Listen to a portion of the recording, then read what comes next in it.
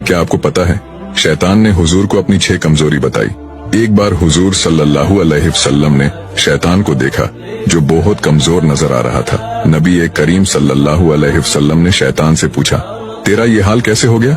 शैतान ने कहा, ऐ अल्लाह के रसूल, आपके उम्मत के 6 कामों से मैं परेशान हूँ। मुझे उन 6 कामों के देखने की ताकत नहीं है और ये मुझसे देखा नहीं जाता है। पहला, जब ये एक दूसरे से मिलते हैं तो सलाम करते हैं।